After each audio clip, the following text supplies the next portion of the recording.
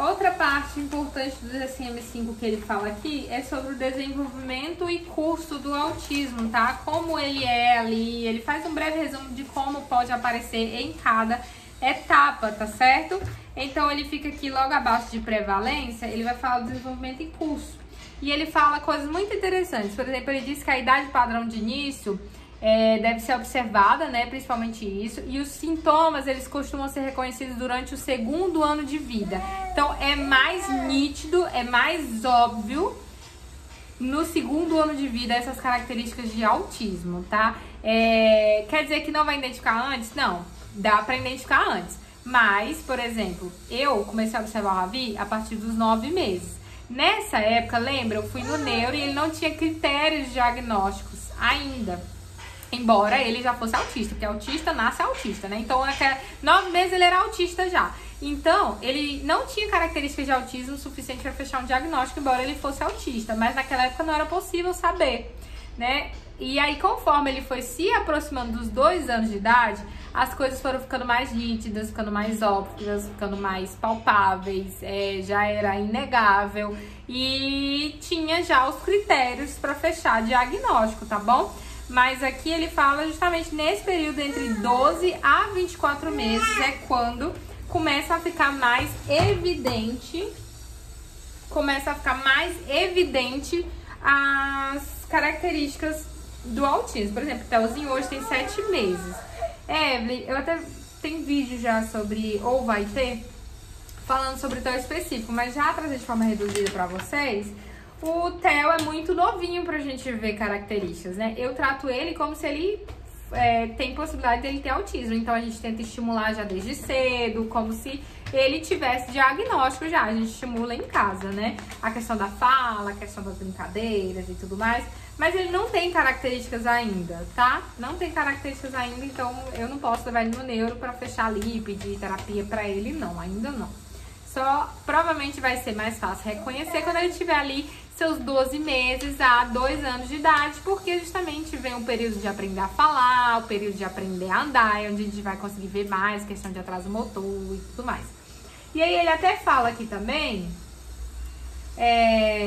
que pra ver antes disso, geralmente só identificam antes disso quando a criança ela tem atraso motor, atraso nos marcos de desenvolvimento, ela não sentou, ela não começou a introdução alimentar, ela não engatinhou, atrasos motores mesmo, tá bom? Ela quando tem 0 contato visual, isso já é sinal de alerta quando é muito bebezinho, que são ali características muito óbvias, muito claras, que aí a criança ela já pode ter o diagnóstico antes dos 12 meses de idade, tá bom?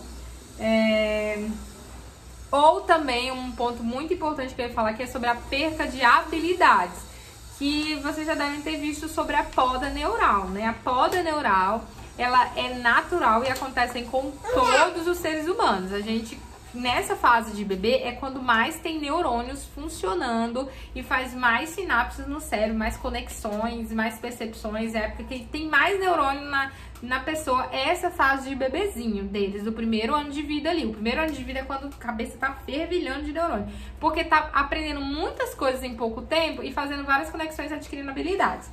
É normal ter a poda neural, só que na pessoa típica, a poda neural ela vai descartar os neurônios que não estão sendo usados. Coisas que, por exemplo, ele adquiriu ali algumas habilidades, mas não serve mais.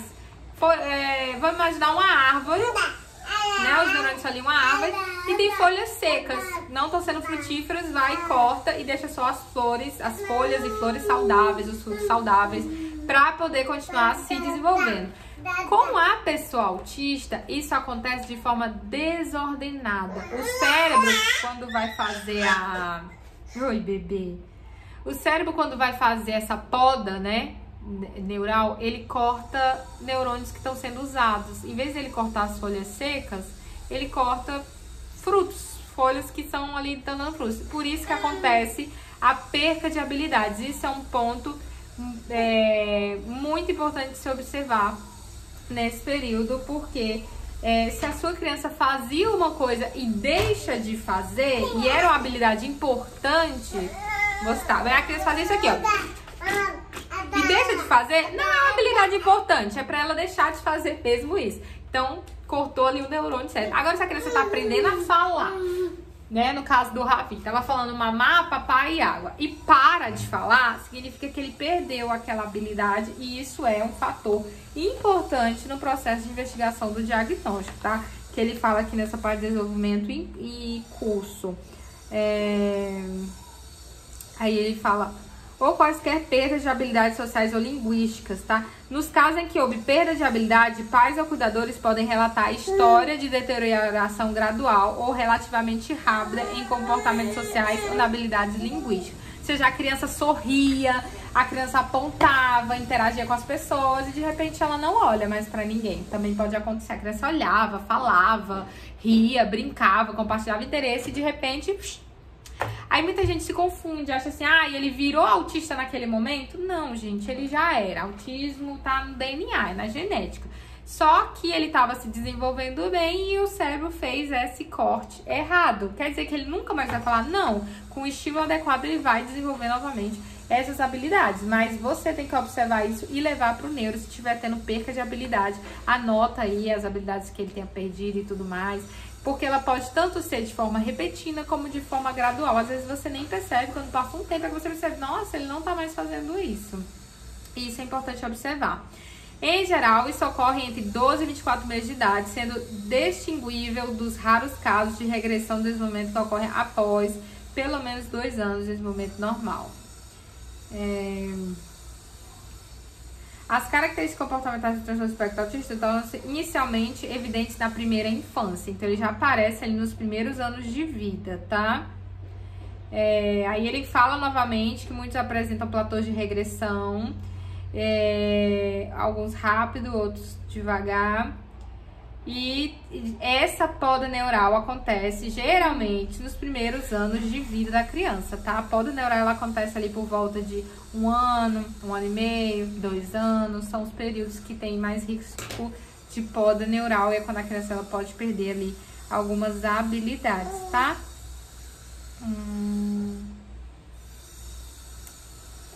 Aí ele fala, pode ser um sinal de alerta útil para o transtorno. Muito mais incomuns e merecedoras de investigação médica ampla são as perdas de habilidade além da comunicação social.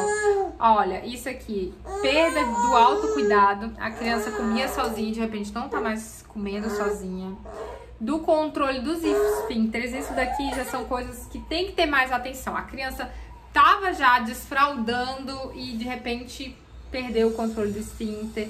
Significa que o cérebro tá podando partes realmente muito importantes, tá? Isso precisa já buscar com mais urgência. Novamente aqui, abastecer o pequeno baby. O que mais que ele fala aqui? E habilidades motoras, tá? A criança tinha ali, tava andando e começa a parar de andar. Isso também já é bem mais grave, precisa de uma atenção muito maior, tá? Ou as que ocorrem após o 2º aniversário, tá bom?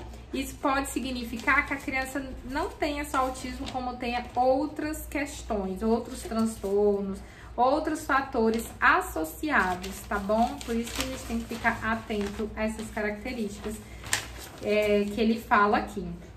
Aí ele fala também nesse período que os primeiros sintomas do espectro frequentemente envolve atraso no desenvolvimento da linguagem, que é aquela coisa que a gente conversou antes, né? Às vezes a pessoa vai procurar quando a criança apresenta atraso na linguagem, que de fato é um dos primeiros sinais que a criança tem, é o atraso da linguagem. Em geral, acompanhada por ausência de interesse social ou interesse ou interações sociais incomuns. Aí ele dá alguns exemplos. Puxar as pessoas pela mão sem nenhuma tentativa de olhar para elas, ou seja, a pessoa é só um objeto mesmo para ir pegar alguma coisa para ela. A criança tem padrões estranhos de brincadeiras, por exemplo, carregar brinquedo, mas nunca brinca com eles. Ela anda para cima e para baixo, mas não brinca.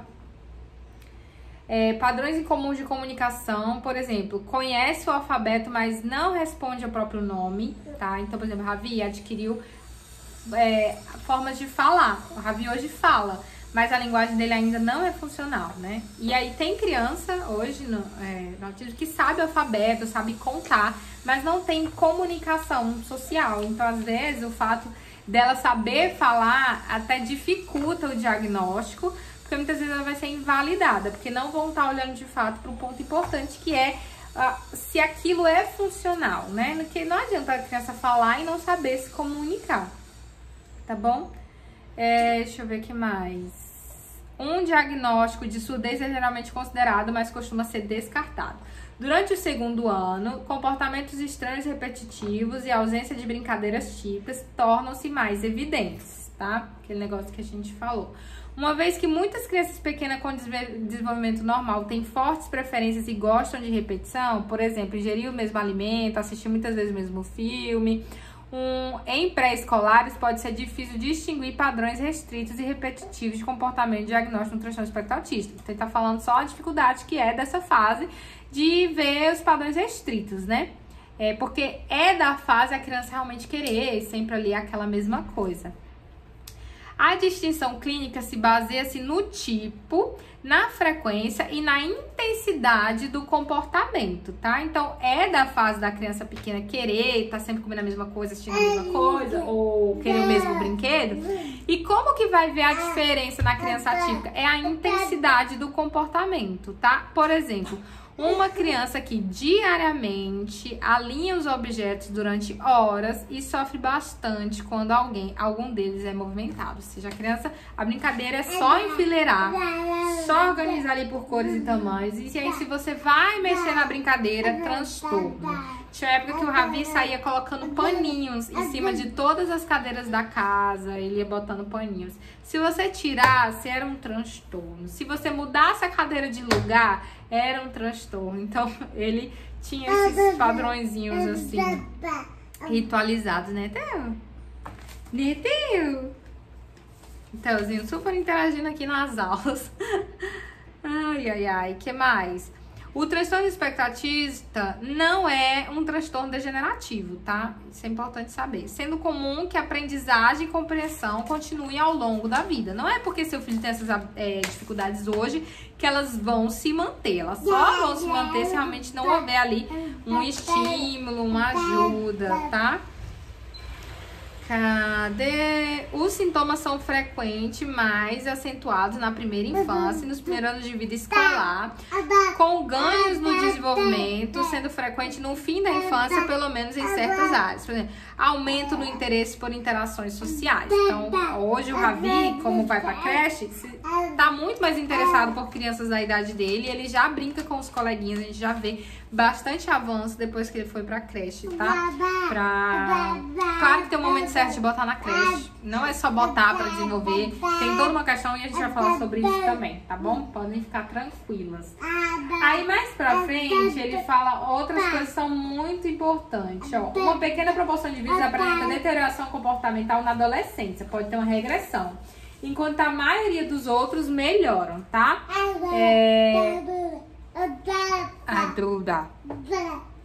Apenas uma minoria de indivíduos com transtorno espectro autista vive e trabalha de forma independente na fase adulta. Aqueles que o fazem tendem a ter linguagem e capacidades intelectuais superiores, conseguindo encontrar um nicho que combine com seus interesses e habilidades especiais. Em geral, indivíduos com níveis de prejuízos menores podem ser mais capazes de funcionar com independência, tá? E aí ele tá falando dos níveis de suporte. Mesmo esses indivíduos, isso é importante ressaltar, tá, gente? No nível de suporte, o autista ele pode migrar de um para o outro e reduzir a quantidade de suporte. Mas ele nunca vai deixar de ser autista, porque, como eu falei, é uma característica do funcionamento do cérebro. Meu amor. Você tá ensinando também junto com a mamãe? E aí ele fala que essas características vão permanecer, ó. Que é muito importante falar. Eles podem continuar socialmente ingênuos e vulneráveis, que é aquela coisa de não perceber quando estão mentindo, quando estão enganando, essas coisas, tá? Pode ter dificuldades com organizar as demandas práticas sem ajuda, mais propensos à ansiedade e depressão. Muitos adultos informam usar estratégias compensatórias e mecanismos de enfrentamento para mascarar suas dificuldades em públicos, mas sofrem com o estresse e os esforços para manter uma fachada socialmente aceitável. quase nada se sabe sobre a fase da velhice no transtorno do espectro autista. Então, essa é a última atualização do DSM-5. E ele tá falando pra gente que ainda, né, hoje não tem relatório de velhice e que existem poucos adultos que conseguem ter uma vida mesmo, assim, de trabalhar de forma independente. Os que conseguem têm uma inteligência mais acentuada e conseguem trabalhar nos seus campos de interesse. Então, eu vejo muitos autistas que empreendem, né, que fica mais fácil assim, ou que trabalham num cargo que é o seu hiperfoco, né, que é seu hiperfoco. Mas tá tendo atualização do DSM, não sei quando vai sair, mas já estão discutindo o DSM-6, a nova atualização. E pode ser que eles tragam aqui melhores notícias, até porque o diagnóstico no adulto tá aumentando, o acesso a tratamento também, embora ainda seja muito atrasado, tá? Mas é importante saber disso, que algumas características ainda vão permanecer e o suporte ele ainda vai precisar existir na fase adulta. Não é algo condenatório, é possível adaptar a vida de uma forma mais fácil para a pessoa ser mais independente. Gente, isso que o Theo tá fazendo é ótimo, tá? É por isso que eu não tô nem me incomodando. Desculpa se tá incomodando vocês, mas o que ele tá fazendo é ótimo. Ele tá imitando eu falando. Isso é ótimo pro desenvolvimento dele. Que ele tente ficar falando, que ele tá vendo eu falando e tá querendo repetir. Isso é ótimo, que permaneça assim, amém. Vamos ver o que mais sabe aqui. Aí ele fala, alguns indivíduos aparecem pela primeira vez para o diagnóstico na idade adulta, talvez levados pelo diagnóstico de autismo em alguma criança da família ou pelo rompimento de relações profissionais ou familiares. Pode ser difícil nesses casos obter uma história detalhada de desenvolvimento, sendo importante levar em conta as dificuldades autorrelatadas. Quando a observação clínica sugerir que os critérios são preenchidos no presente, pode ser diagnosticado o transtorno espectro autista desde que não haja evidências de boas habilidades sociais e de comunicação na infância. Aí ele fala sobre ter relato dos pais, relatos de alguns parentes, e fala também sobre a manifestação de prejuízos sociais, comunicação e etc. E foi justamente o que aconteceu comigo, né? Eu cheguei ao meu diagnóstico porque o meu filho teve diagnóstico e eu consegui chegar no meu diagnóstico.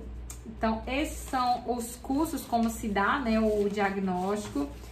Dúvidas? Coloquem nos comentários.